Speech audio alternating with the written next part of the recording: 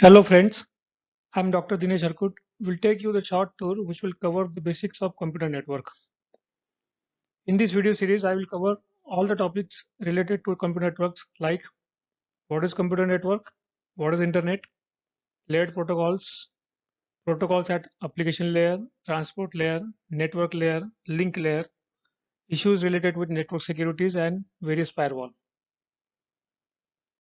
Next, we will explore yet another and equally important application layer protocol, that is the domain name system, DNS. The domain name system is a hierarchical and decentralized naming system for computers, services, and other resources connected to internet or a private network. It delegates the responsibility of assigning domain names and mapping those names to internet resources by designating authoritative name servers for each domain.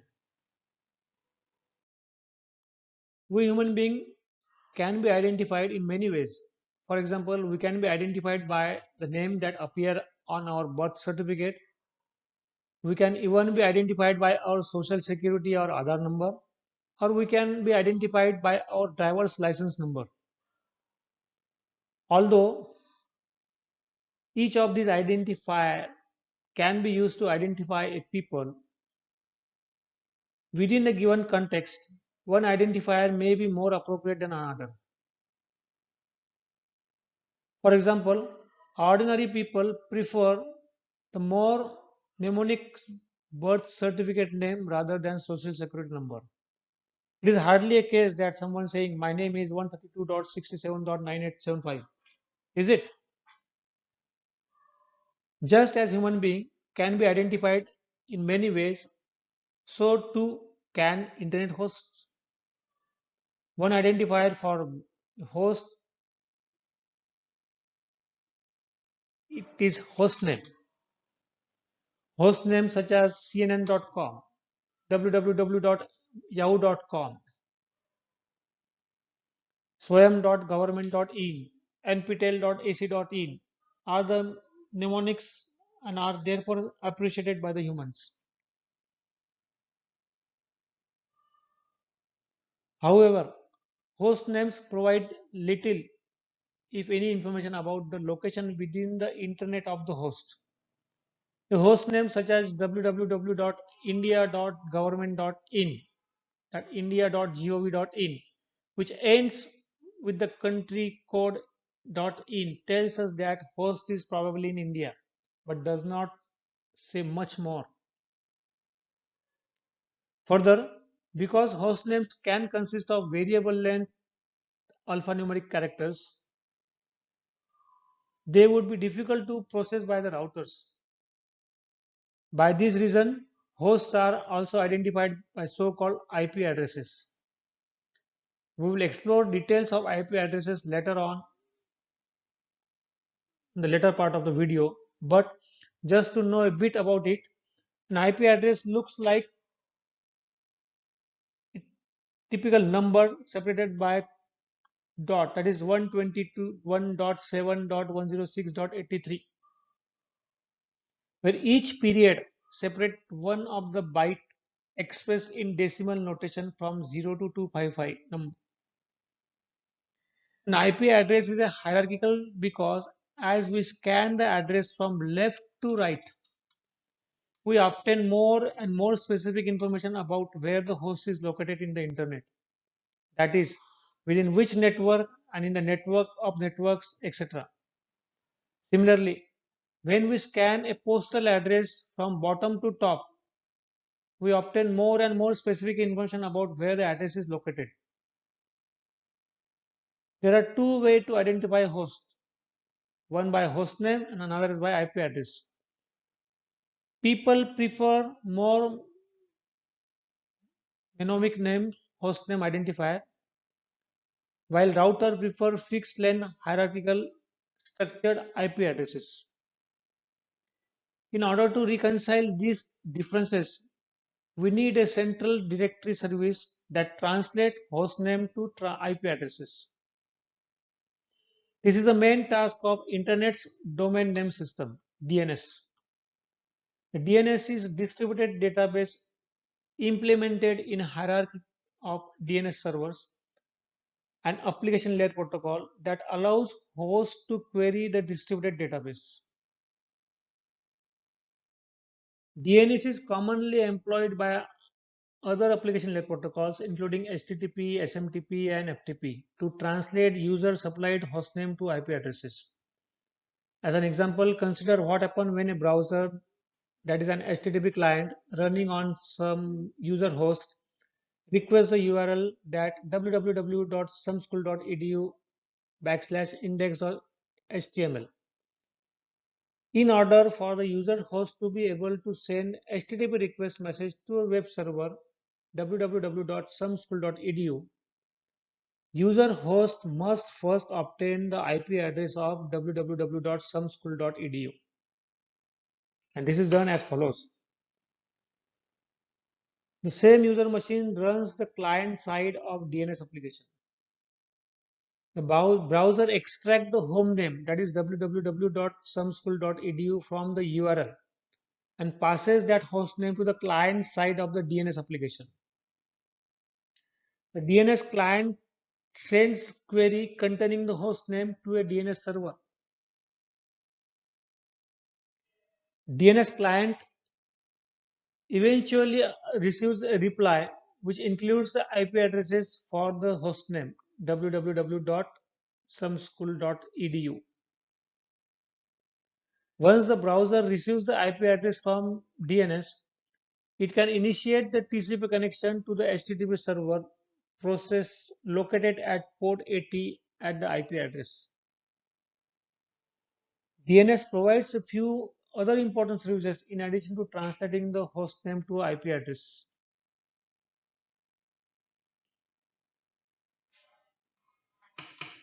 One of the services is hosting aliasing. A host with a complicated host name can have one or more alias names. For example, host names such as central.india.tata.com could have two alias such as tata.com or www.tata.com. In this case, the hostname central.india.tata.com is said to be canonical hostname. Alias hostnames, when present, are typically more mnemonic than canonical hostname. DNS can be invoked by an application to obtain the canonical hostname for a supplied alias hostname as well as IP address of the host. Another application is mail server aliasing. For obvious reason, it is highly desirable that email addresses be more mnemonic. For example, if my has an account with Hotmail, my's email address might be as simple as my@hotmail.com.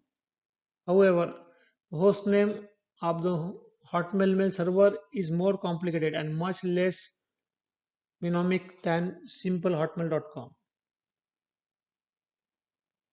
DNS can be invoked by a mail application to obtain the canonical hostname for a supplied alias hostname as well as IP addresses of the host. In fact, the MX record permits companies' mail server and web server to have identical or alias hostname. For example, a company's web server and mail server can both be called as enterprise.com.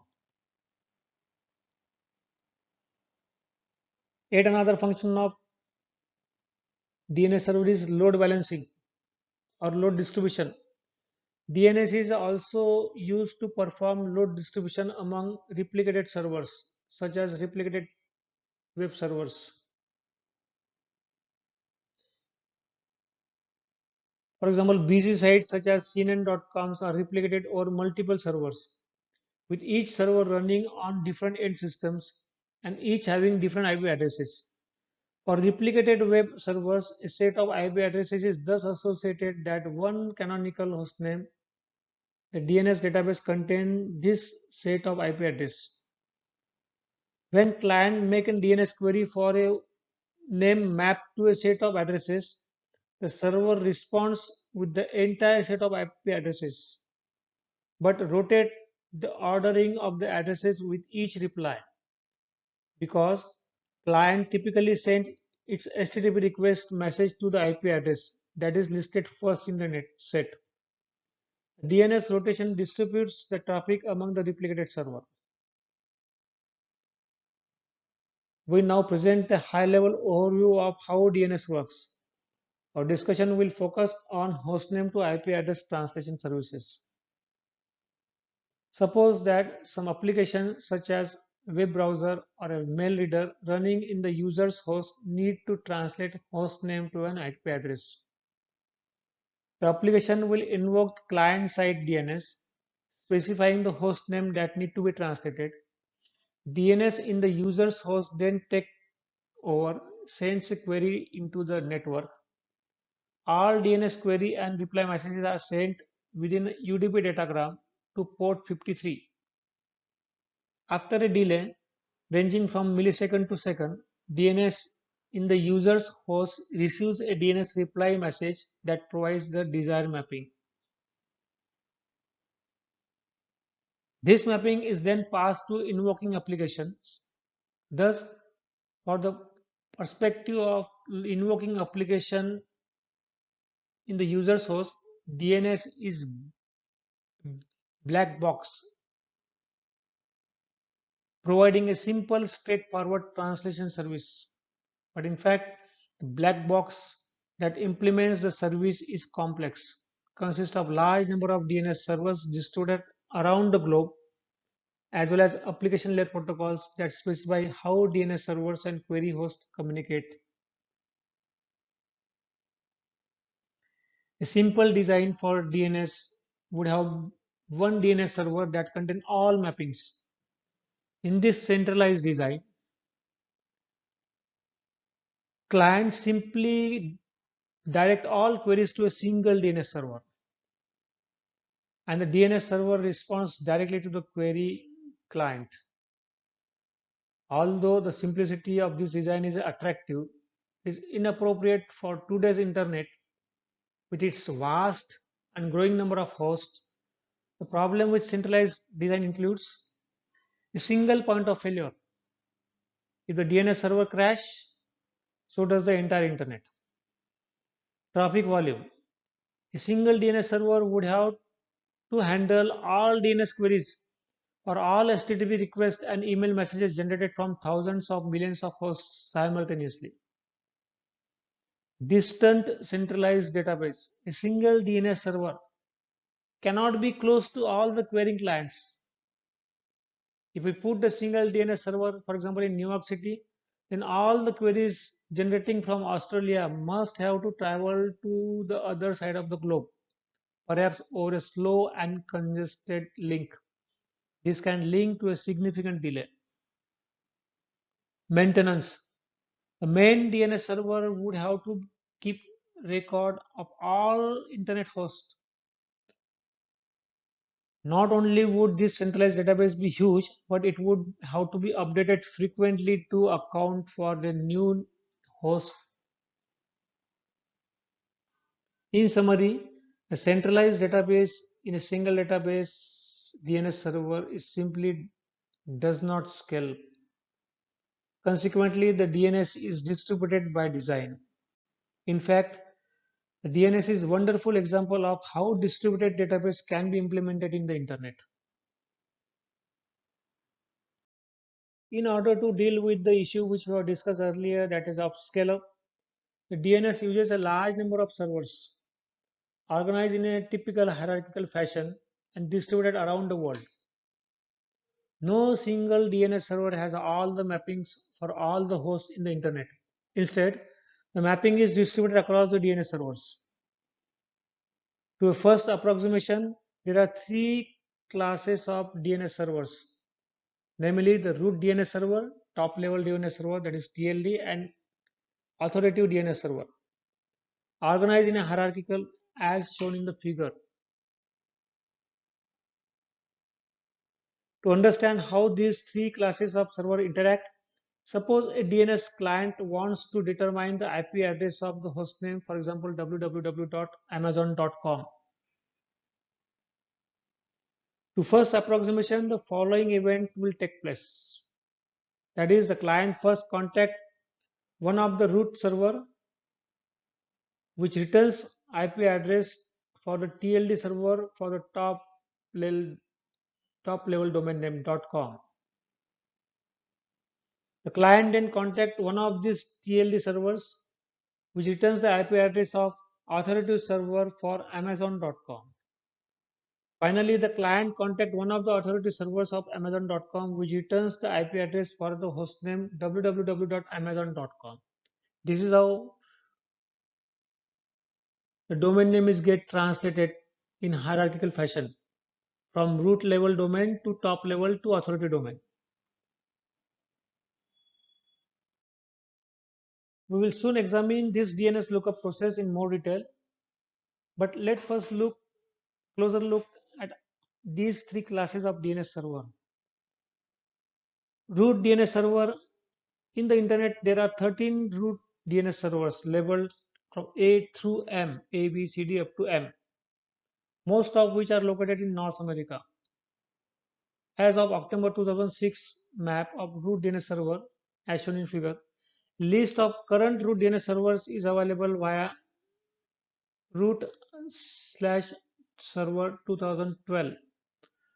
Although we have referred to each of these 13 root DNS server as if it were a single server, each server is actually a network of replicated servers for both security as well as reliability purpose. Altogether, there are 247 root servers as of 2011.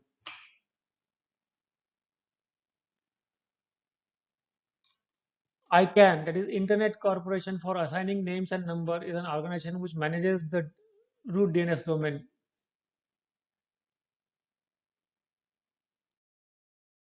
Top level domain, that is TLD servers. These servers are responsible for top level domains such as .com, .org, .net, .edu, .gov, and all of the country top level domain names such as .uk, fr, ca, jp, in.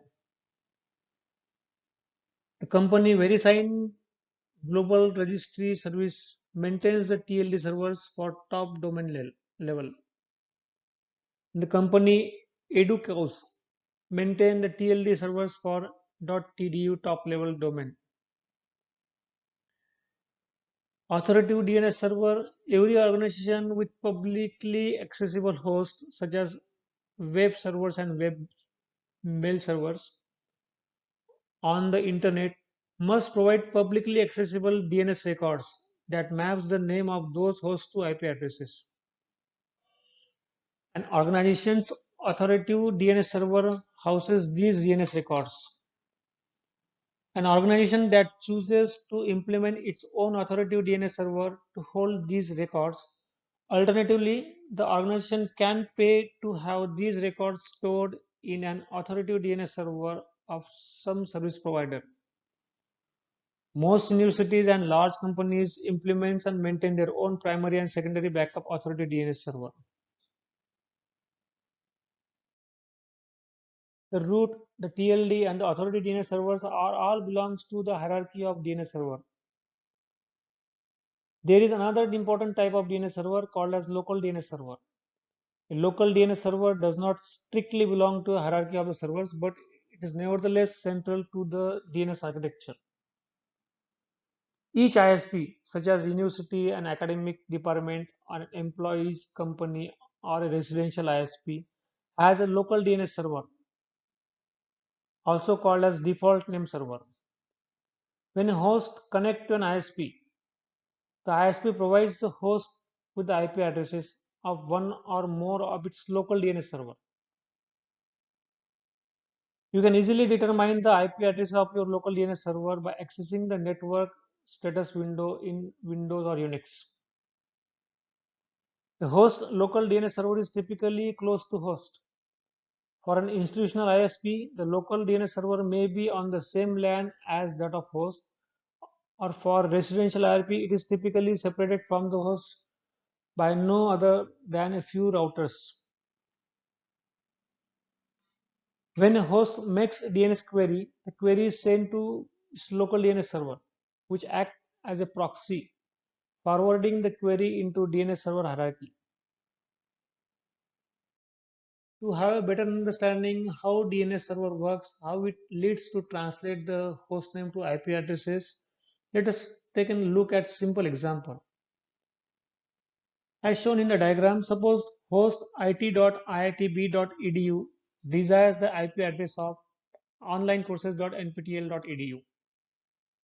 Also suppose that IITB local DNS server is called as dns.iitb.edu and an authoritative DNS server for online courses.nptel.edu is called as dns.nptel.edu.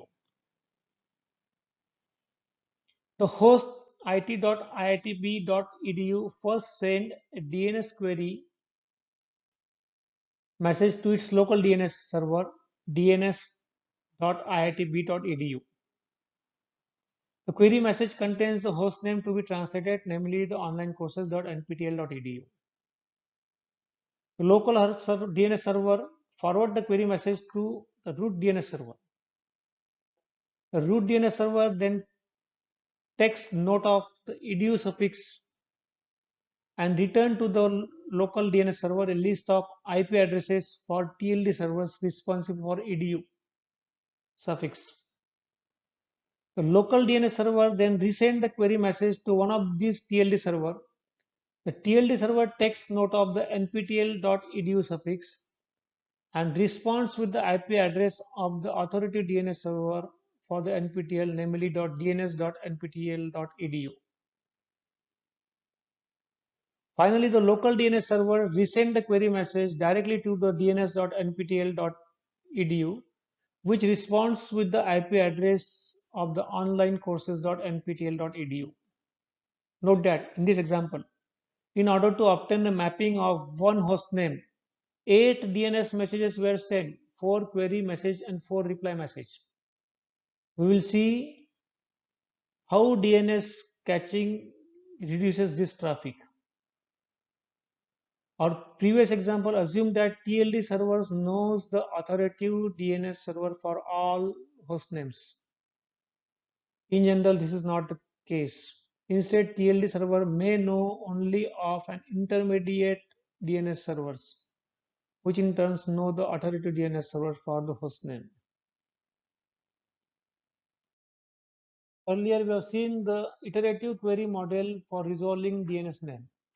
Now we will discuss the recursive query model to resolve the DNS name. As shown, suppose again that the NPTEL has the DNS server for the university called dns.nptel.edu.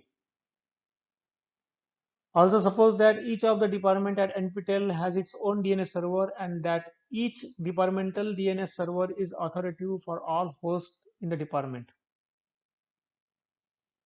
In this case, when the intermediate DNS server, that is dns.nptel.edu, receives a query for host with the host name ending with onlinecourses.nptel.edu, it returns to dns.iitb.ac.in the IP addresses of dns.onlinecourses.nptel.edu, which is authoritative for all host names ending with onlinecourses.nptel.edu.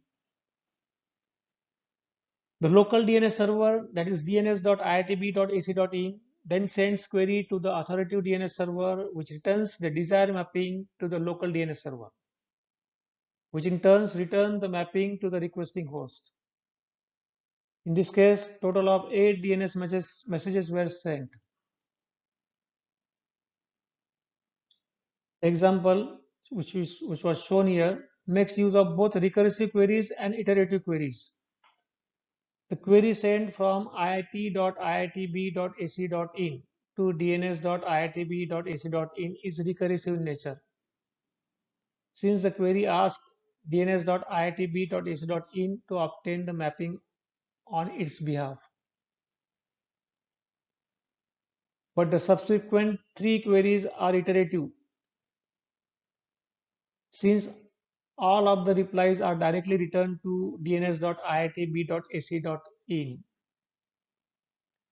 In theory, any DNS queries can be iterative or recursive. The query from requesting host to the local DNS server is recursive, and the remaining queries are iterative. DNS caching, a critically important feature of DNS system.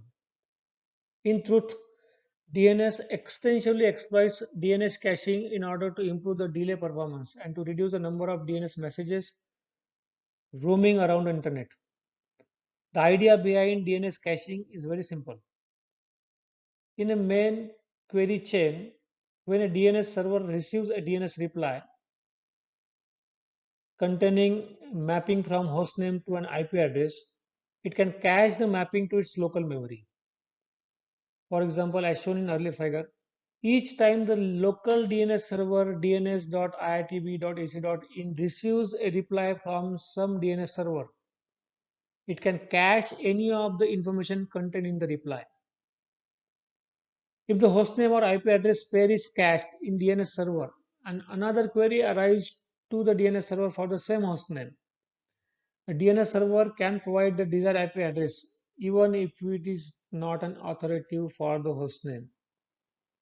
The concept is very similar to that of cache memory. Whatever data required by the processor, it first search in the cache memory. If the data is available, the request is served from the cache memory itself. Because host and mapping between the hostname and IP addresses are no mean permanent, DNS servers discard cache information after a period of time, often say to 2 days. As an example, suppose that the host swayam.com, swayam.gov.in in query dns.iitb.ac.in for IP address for the hostname cnn.com.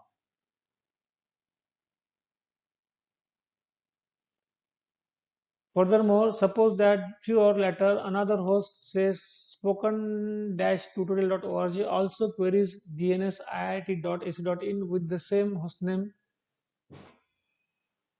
cnn.com. Because of the caching, the local DNS server will be able to immediately return IP address of cnn.com to this second requesting host without having to query any other DNS server.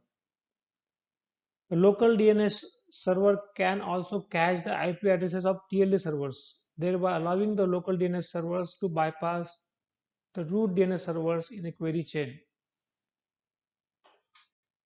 and hence reduce the reply time or translation time.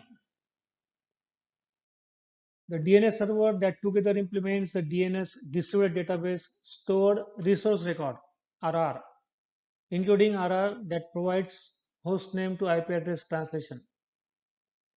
Each DNS reply message carries one or more resource record. A resource record is a four tuple that contains the following field: name, value, type, and TTL. TTL is the time to live of the resource record. It determines when the resource should be removed from the cache. In the example record given below, we ignore the TTL field. The meaning of the name and the value depends on the type. If type is A, then name is a host name and value is the IP address for the host name. Thus, a type A record provides standard hostname to IP address mapping. For example, relay1.bar.foo.com, comma 145.37.93.126, comma A is a type A record showing the direct one-to-one mapping from hostname to IP address. If type is equal to ns, then name is a domain such as foo.com and value is the host name of the authoritative DNS server that knows how to obtain the IP addresses for the host in the domain. This record is used to route DNS queries further along in the query chain. For example, foo.com, dns.foo.com, ns is a type NS record. If type is equal to CNAME, then the value is canonical hostname for the alias hostname. This record can provide querying host the canonical name to hostname translation. For example, foo.com, relay1.bar.foo.com, cname is cname record. Another fourth one is type MX. Then value is canonical name of the mail server that has an alias hostname. As an example, foo.com, mail.bar.foo.com, mx is an MX record. MX record allows the host name of all mail servers to have same aliases. Note that by making the record MX, company can have the same alias name for all its mail server and for one of its other server, such as its web server. To obtain the canonical name for the mail server, DNS client would query for an MX record.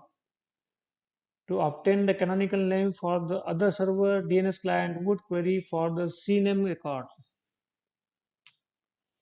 If a server is an authoritative for a particular hostname, then DNS server will contain a type A record for the hostname.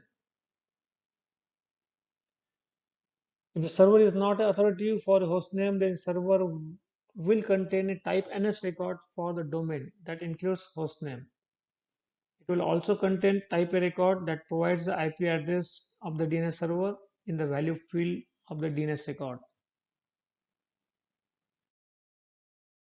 Earlier in this section, we referred to DNS query and reply message. These are the only two kinds of DNS message. Furthermore, both query and reply message have the same format as shown in the figure. The semantics of various fields in DNS message are as follows. The first 12 byte in the header section, which has the number of fields. The first field is a 16-bit number that identifies the query. This identifier is copied into reply message to a query, allowing the client to match received reply with the sent queries. There are a number of flags in the flag field. A 1-bit query reply flag indicates whether the message is a query, if it is 0, and whether it is a reply, if it is 1. A 1-bit authoritative flag is set in the reply message when DNS server is an authoritative server for a queried name. A 1-bit recursion desired flag is set when client, that is host or DNS server, desires that DNS server perform recursion when it does not have the record. A 1-bit recursion available field is set in reply if the DNS server supports recursion.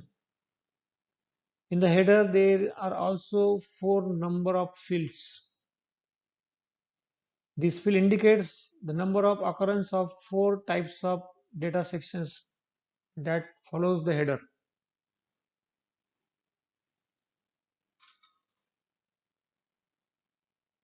The question section contains information about the query that is being made. This section includes one, a name field that contains name that is being queried, and second, a type of field that indicates the type of question being asked about the name, for example, the host address associated with name type A or the mail server for a type MX. In a reply from DNS server, the answer section contains the resource record for the name that was originally queried. Recall that in each resource record, there is a type, for example, either A, NS, CNAME or MX, and the value and the TTL. Reply can return multiple RRs in the answer, since a hostname can have multiple IP address. For example, in case of replicated web servers, the authoritative section contains record of other authoritative servers. The additional section contains other helpful information. For example, the answer field in the reply to an MX query contains resource record providing the canonical name of a mail server. Additional section may contain type a record providing the IP address for the canonical host name of the mail server. This is how the query and reply message format is there in case of DNS. The discussion so far was focused on how records are retrieved from the DNS database. But you might be wondering how records get into the database in the first place. Let us look at how this is done in the context of specific example. Suppose you have just created an exciting new startup company called Network.Utopia. The first thing you will surely want to do is to register your domain name networkutopia.com at some registrar with some registrar. A registrar is a commercial entity that verifies the uniqueness of the domain name, enters the domain name into the DNS database, and collects a small fee from you for its services. Prior to 1999, a single registrar, that is Network Solution, had a monopoly on domain name registration for .com, .net or .org domains. But now there are many registrars competing for customers, and the Internet Corporation for Assigned Names and Numbers, that is ICANN, accredits the various registrars. A complete list of accredited registrars is available in the internet. When you register the domain name networkutopia.com with some registrar, you also need to provide the registrar with the name and IP addresses of your primary and secondary authoritative DNS servers. Suppose the name and IP addresses are dns1.networkutopia.com and dns2.networkutopia.com and 212.212.212.1, 212.212.212.2 are the IP addresses respectively. For each of these authoritative DNS server, the registrar would then make sure that type NS record and a type record are entered into a TLD.com servers. Specifically for primary authoritative server for networkutopia.com, the registrar would insert the following two resource record into DNS system, that is networkutopia.com, dns1.networkutopia.com, ns, and dns1.networkutopia.com, 212.212.212.1, a. These two records are supposed to be entered by registrar in DNS records. You will also have to make sure that type A resource record for your web server, that is www.networkutopia.com, and the type MX resource record for your mail server mail.networkutopia.com are entered into your authoritative DNS server.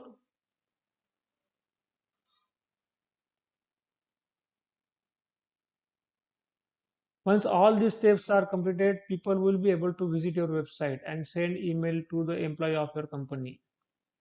This is how records are being inserted into DNS records by an authorized registrars. Thank you very much for listening to me till end.